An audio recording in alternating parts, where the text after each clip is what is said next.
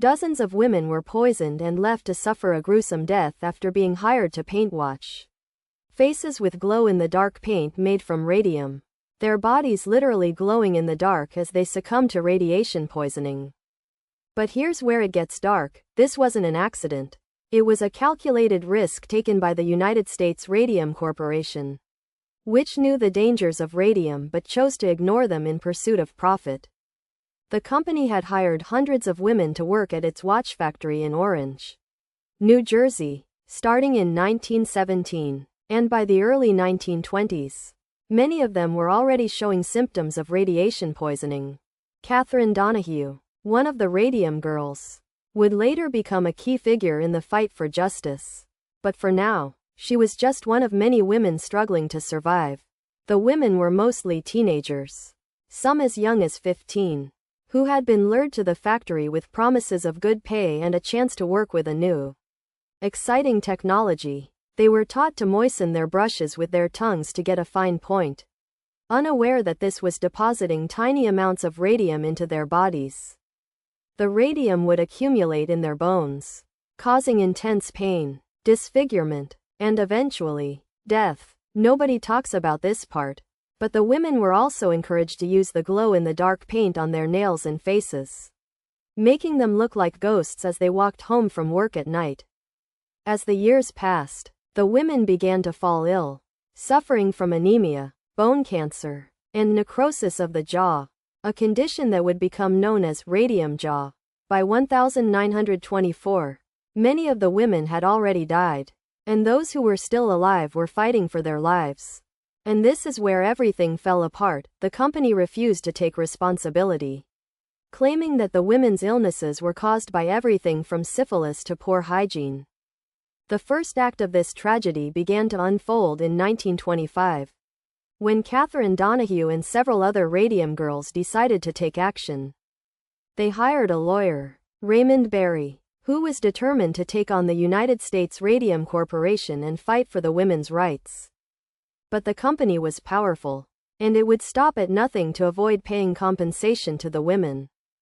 The case dragged on for years, with the company using every trick in the book to delay and deny justice.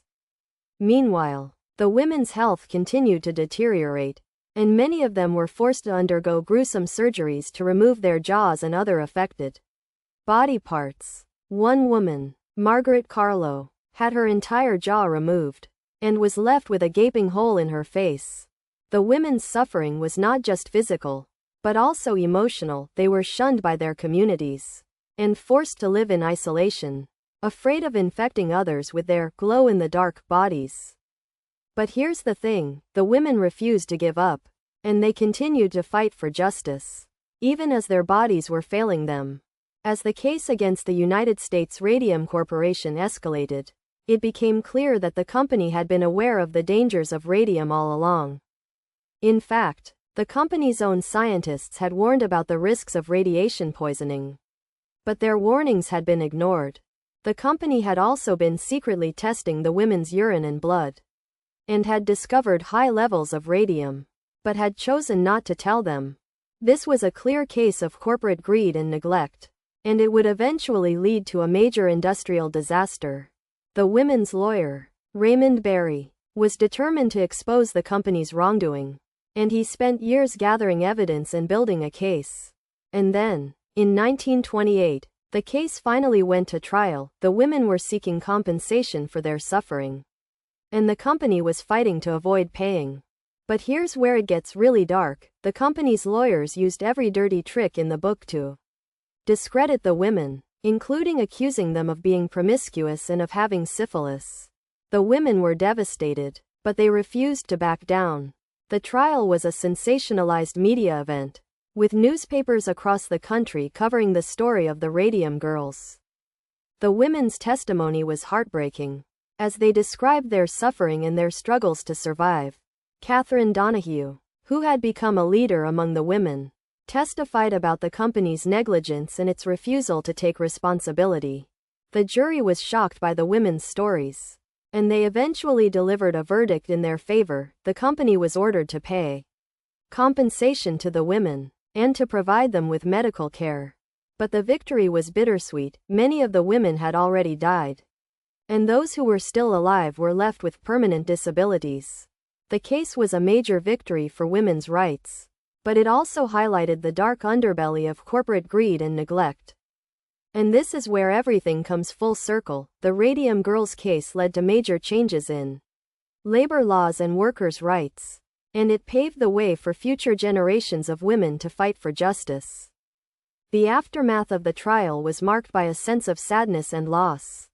The women had won their case, but they had lost so much: their health, their youth, and their dignity. The company, on the other hand, had emerged with a black eye, but it had also learned a valuable lesson, that it could no longer ignore the rights of its workers. The Radium Girls case had sparked a national conversation about workers' rights and corporate responsibility, and it had led to major reforms. The women's struggles had not been in vain. They had fought for justice and they had won. But the legacy of the Radium Girls is more than just a victory, it's a reminder of the dark history of corporate greed and neglect, and the importance of fighting for workers' rights.